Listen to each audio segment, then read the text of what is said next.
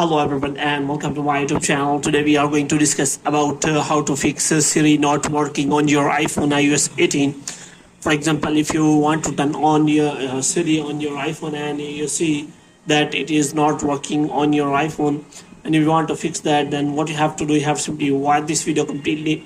So without wasting any time, let's start the video. So first of all, what you have to do, you have to simply make sure that you are connected to a proper Wi-Fi and internet connection, because Siri will not work offline. So here you have to make sure about that.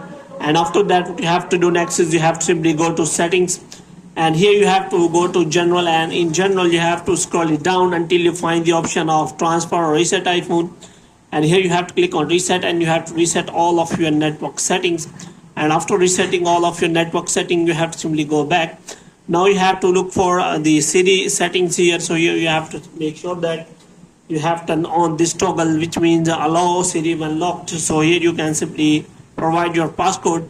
Moreover, you can also set the setting whether you want to talk to Siri or not. So here you can simply turn on the gesture, and you have to simply make sure that this is not set to off.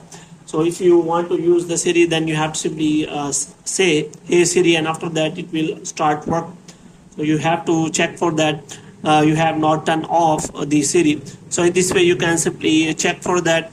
And after that, what you have to do, you have to simply go back and check you have set up the Siri properly, and after that you can simply check all these settings.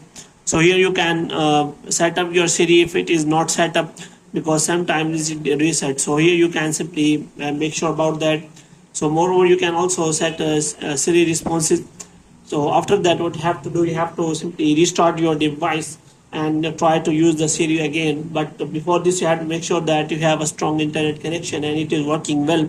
Moreover, you can also restart your Wi-Fi router so that there is no internet glitch. So hope you have liked this video. If you get more videos like these, you can subscribe our channel.